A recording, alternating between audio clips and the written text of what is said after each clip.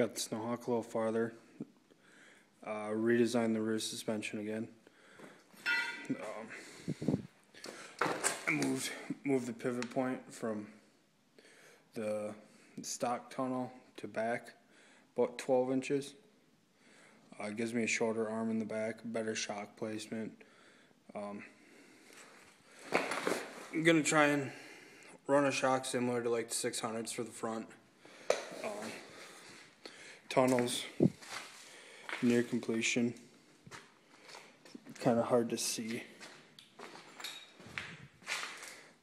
but it's all riveted. All the coolers are in. All powder coated. Got the frame protectors on there.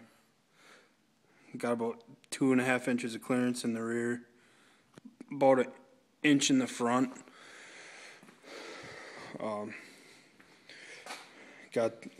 Got the motor in for now.